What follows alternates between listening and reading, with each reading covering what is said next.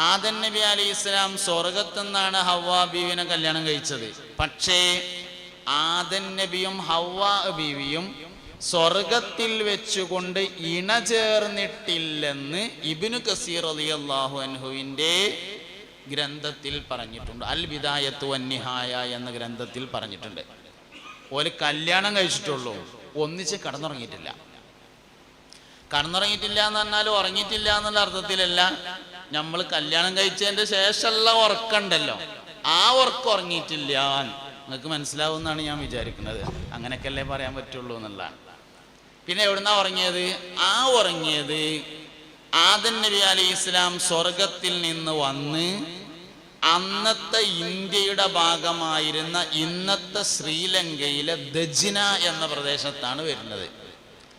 ജസീറത്തുൽ അറബിലെ ജിദ്ദയിലാണ് ഹവ്വാ ബീവി റളിയല്ലാഹു അൻഹ വരുന്നത്. ആദം നബി അലൈഹിസ്സലാം ഹവ്വാ ബീവിയെ അന്വേഷിച്ചുകൊണ്ട് അങ്ങനെ നടന്നു. അവർ രണ്ടുപേരും കൂടി അറഫയിൽ വെച്ചുകൊണ്ട് തിരിച്ചറിഞ്ഞു, കണ്ടുമുട്ടി. അന്ന് രാത്രി മുഖറബുൽ അംലാക്കായ ജിബ്രീൽ അലൈഹിസ്സലാം ഇറങ്ങി വന്ന് എങ്ങനെയാണ് ഇണചേരുക എന്ന് ആദം നബിക്കും ഹവ്വാ ബീവി റളിയല്ലാഹു അൻഹക്കും പഠിപ്പിച്ചു കൊടുത്തതിൻ്റെ ശേഷം അവർ ഇണചേർന്നു. ആ ജിബ്രീൽ അലൈഹിസ്സലാമിനാൽ ആദം നബി അലൈഹിസ്സലാമിന് പഠിപ്പിക്കപ്പെട്ട ഒരു ഇൽമാണ് ഇണചേരല്.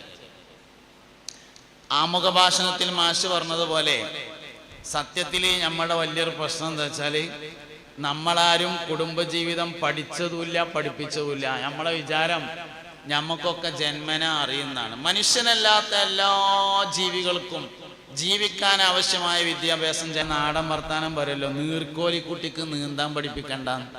അതെന്തേ? നീർക്കോലിക്കുട്ടി ജനിക്കണതിനെ നീന്തി കണ്ടാണ്, പിന്നെ വേറെ പഠിപ്പിക്കേണ്ടി വരില്ല. അത് നീർക്കോലിക്കുട്ടിക്ക് മാത്രമുള്ള പ്രത്യേകത അല്ല. നമ്മളൊരു പല്ലിനെടുത്തുങ്ങാണ്ട് വെള്ളത്തിൽ കൊണ്ടുപോയി ഇട്ടോക്കി നീന്തി കയറി പോവും. ഒരു പോത്തും കുട്ടിനെടുത്തുങ്ങാണ്ട് കുളത്ത് കൊണ്ടുപോയിട്ടാൽ നീന്തി കയറും. അതേ സമയത്ത് മനുഷ്യക്കുട്ടി കുളത്തേക്ക് വീണാൽ വെള്ളം എങ്ങനെ കുടിച്ചു തീർക്കാൻ പറ്റും നോക്കും, നീന്തൂല. എന്തേ കാരണം? മനുഷ്യൻ ജന്മന അങ്ങനത്തെ ഒരു കഴിവില്ല. മനുഷ്യന്റെ വിവരവും മലക്കിന്റെ വിവരവും ജിന്നിന്റെ വിവരവും വ്യത്യാസമുണ്ട്. ജിന്നിന്റെയും മലക്കിന്റെയും വിവരം ഏകദേശം ഒരുപോലെയാണ്. എന്നാൽ മലക്കിന്റെയും മനുഷ്യന്റെയും വിവരം ഒരുപോലെയല്ല. മലക്കിന് വിവരമാണുള്ളത്, മനുഷ്യന് വിവരത്തിനുള്ള വിവരമാണുള്ളത്. മലക്കിന് വിവരമുണ്ട് എന്ന് പറഞ്ഞാല് ഒരു മലക്കിനെ അല്ലാഹു സുബ്ഹാനഹു വ തആല സുജൂദ് ചെയ്യാൻ പഠിപ്പിച്ചാല് ഖിയാമത്ത് നാള് 1-ാം തീയതി വരേക്കും ആ മലക്ക് സുജൂദിൽ അവിടെ കിടക്കും, അതിൻ്റെ അപ്പുറത്തേക്ക് ഉണ്ടാവില്ല. എന്തിനാ ഇപ്പൊ ഈ സുജൂദിൽ കിടക്കണെന്ന് ആലോചിക്കും കൂടി ഇല്ല എന്നുള്ളതാണ്. കാരണം വിവരമാണ് അവർക്കുള്ളത്, വിവരത്തിനനുസരിച്ചുള്ള പ്രവർത്തനം ഉണ്ടാവും. മനുഷ്യൻ അങ്ങനെയല്ല. സുജൂദ് ചെയ്യാൻ പറഞ്ഞാൽ എന്തിനാ ഇപ്പൊ സുജൂദ് ചെയ്യണതെന്ന് ആലോചിക്കും. വിവരത്തിനുള്ള വിവരമാണ് മനുഷ്യന് നൽകപ്പെട്ടത്, മലക്കിന് വിവരമാണ് നൽകിയിട്ടുള്ളത്. ഇനി മനുഷ്യന്റെയും മൃഗങ്ങളുടെയും വിവരം തമ്മിൽ വ്യത്യാസമുണ്ട്. മൃഗങ്ങളുടെ വിവരം രണ്ട് കാര്യം മാത്രമാണ്. ഒന്ന് അറബിയിൽ ജൽബുൽ മൻഫഅത്ത് എന്ന് പറയും, മറ്റൊന്ന് ദഫ്ഉൽ മദറത്ത് എന്ന് പറയും. ജൽബുൽ മൻഫഅ എന്ന് പറഞ്ഞാൽ ഉപകാരത്തെ കൊണ്ടുവരിക, ദഫ്ഉൽ മദറത്ത് എന്ന് പറഞ്ഞാൽ ഉപദ്രവത്തെ തടയുക. രണ്ട് കാര്യം മാത്രമാണ് മൃഗത്തിന്റെ വിവരം, അതിൻ്റെ അപ്പുറത്തേക്ക് ഉണ്ടാവില്ല. വിവരത്തിൽ വെച്ച് ഏറ്റവും ഉറപ്പുള്ള വിവരം മാത്തമാറ്റിക്സ് ആണെന്നാണ്, കണക്കാണ്. ഏറ്റവും ഉറപ്പുള്ള വിവരം ഒന്നൊന്നും കൂട്ടിയാൽ രണ്ടാവും. ഏത് കാലത്ത് കൂട്ടിയാലും ഒന്നും രണ്ട് തന്നെ ഉണ്ടാവുക. വിവരത്തിൽ ഏറ്റവും ഉറപ്പുള്ള വിവരമാണ് മാത്തമാറ്റിക്സ്, കണക്ക്. എന്നാൽ മൃഗത്തിന് കണക്കറിയില്ല. ഇപ്പൊ നമ്മളിങ്ങനെ എല്ലാവരും കൂടിയും പള്ളിയിൽ സാലിം കുറച്ച് കഴിഞ്ഞപ്പോ ഒരു പൂച്ചയും കൂടി വന്നു. അപ്പൊ നമുക്ക് മനസ്സിലായി 2 പൂച്ചയാണ് ഇപ്പൊ വന്നത്. ദേശം കഴിഞ്ഞപ്പോ കണ്ടുകൊണ്ട് ഒരു പൂച്ചയും കൂടിയും വരുന്നു. അപ്പൊ നമുക്ക് മനസ്സിലായി 3 പൂച്ചയാണ് വന്നത്. പക്ഷെ പൂച്ചക്ക് മനസ്സിലാവില്ല 3 പൂച്ചയാണെന്ന്, കാരണം പൂച്ചക്ക് കണക്കറിയില്ല. മൃഗത്തിന്റെ വിവരവും മനുഷ്യന്റെ വിവരവും വ്യത്യാസമുണ്ട്. മൃഗങ്ങളുടെ വിവരം 2 കാര്യത്തിലേക്ക് ചുരുങ്ങും. ഒന്ന് ജൽബുൽ മൻഫഅത്ത്, ഉപകാരം കൊണ്ടുവരലും. 2 ദഫ്ഉൽ മദറത്ത്, ഉപദ്രവം തടയലും. സർക്കസിലെ ആന സല്യൂട്ട് അടിച്ച് കാണിക്കും. എന്തിന്? പനമ്പട്ട കിട്ടാന്, ജൽബുൽ മൻഫഅത്ത്, ഉപകാരം കൊണ്ടുവരാ. രണ്ടാമത്തത് ഉപദ്രവം തടയാ. മൃഗം അങ്ങോട്ട് ആനയെന്ന് പറയുമ്പോ അങ്ങോട്ടിക്കും, ഇങ്ങോട്ട് ആനയെന്ന് പറയുമ്പോ അങ്ങോട്ടിക്കും. എന്താ കാരണം? ചെവിക്ക് കൊളത്താങ്കോല് കൊണ്ടുള്ള കൊളത്ത് കിട്ടാതിരിക്കാന്.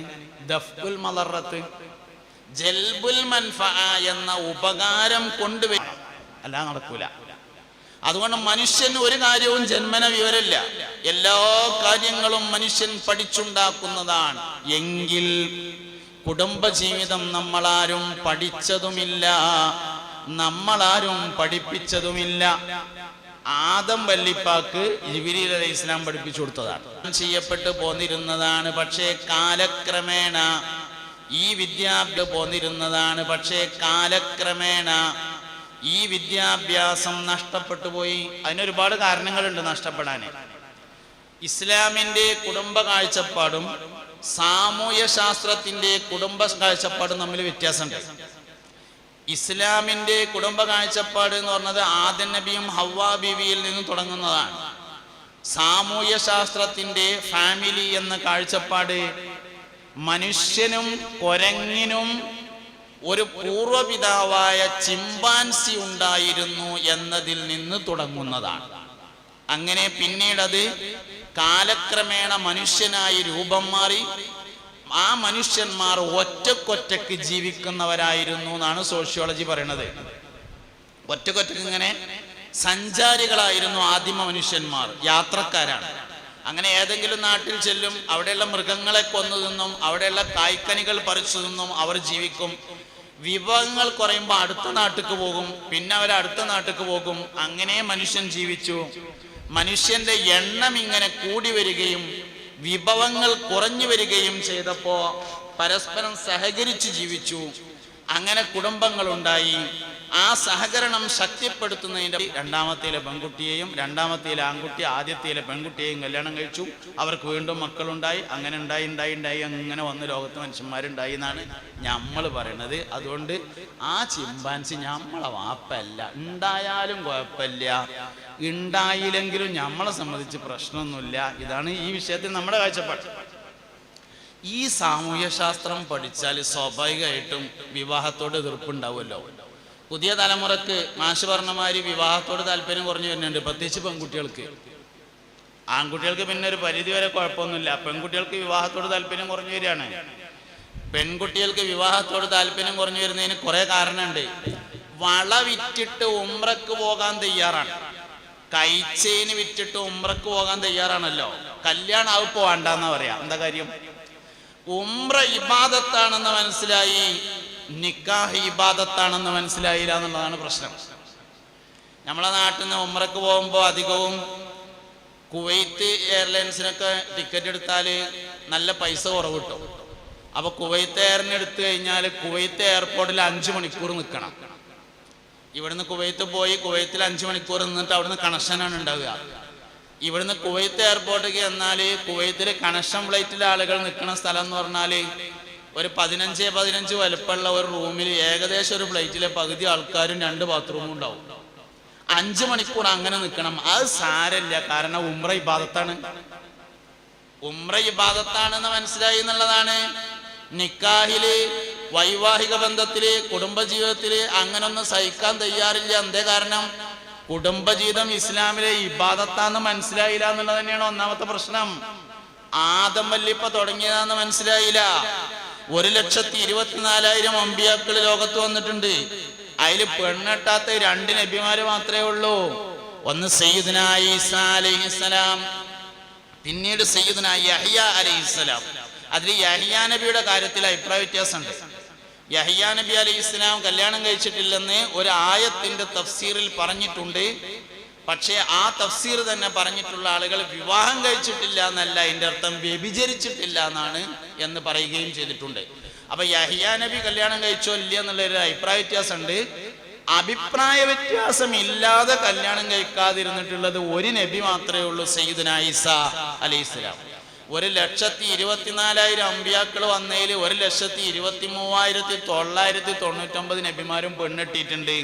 അമ്പിയാക്കൾ ചെയ്ത ഒരു ഇബാദത്താണത് എന്ന് കല്യാണം കഴിക്കാൻ പോകുന്ന പെൺകുട്ടി, ആ പെൺകുട്ടിയുടെ ഉമ്മ, ആ പെൺകുട്ടിയുടെ വാപ്പ, പുതിയാപ്പിളാകാൻ പോണ ആള്, ഓന്റെ വാപ്പ മനസ്സിലാക്കിയാൽ വിവാഹം ഇബാദത്തായിട്ട് നടക്കും.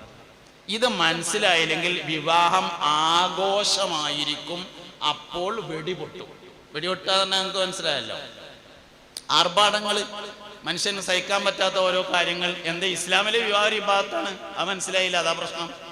ഇബാദത്താകുമ്പോൾ അതിനനുസരിച്ചുണ്ടാവില്ലേ. നമ്മളിപ്പോൾ വെള്ളിയാഴ്ച ജുമാക്ക് വരുന്നുണ്ടല്ലോ, സംഗതി നേരം വൈകിട്ടാണെങ്കിലും വേണ്ടാത്തൊന്നും ചെയ്യണില്ലല്ലോ. എന്താ കാര്യം? ജുമാ ഇബാദത്താന്ന് മനസ്സിലായി, കല്യാണം ഇബാദത്താണെന്ന് മനസ്സിലായില്ല.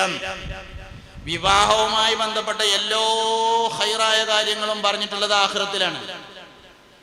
സത്യത്തിൽ ദുന്യാവിലെ കല്യാണം ദുന്യാവുക്കുള്ളതല്ല, സ്വർഗത്തിലേക്കുള്ളതാണെന്ന് സൂറത്ത് യാസീനിലുണ്ട്. ഹും വഅസ്വാജുഹും ഫീ ദിലാലിൻ അലൽ അറായികി മുത്തഖിഊൻ ലഹും ഫിയാ ഫാഖിയത്തുൻ വലഹും മാ യദ്ദഊൻ സലാമുൻ ഖൗലൻ മിർ റബ്ബിർ റഹീം. ഹും അവരും വഅസ്വാജുഹും അവരുടെ ഇണകളും. ഏത് ഇണ? എല്ലാ തഫ്സീറും പറഞ്ഞു ദുന്യാവത്ത് അതേ ഭാര്യയും ഭർത്താവുമാണ്. സ്വർഗത്തിൽ ദുന്യാവത്ത് അതേ ഭാര്യയും ഭർത്താവുമാണ്.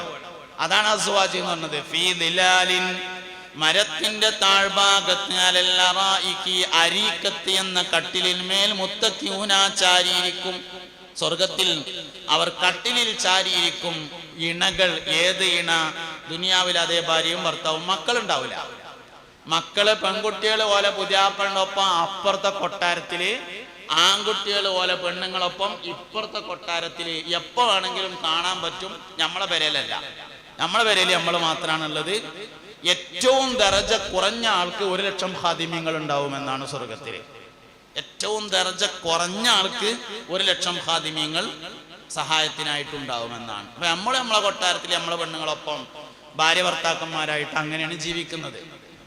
മാത്രമല്ല, സ്വർഗത്തിന്റെ പ്രത്യേകതകളിൽ പറയുന്നുണ്ട്, ഏത് മനുഷ്യനും യാത്ര ചെയ്യുമ്പോൾ സ്വർഗത്തിൽ ഭാര്യയോട് ഒരുമിച്ച് മാത്രമേ ഉണ്ടാവുള്ളൂ, ഭർത്താവിനോട് ഒരുമിച്ച് മാത്രമേ ഉണ്ടാവുള്ളൂ എന്ന്.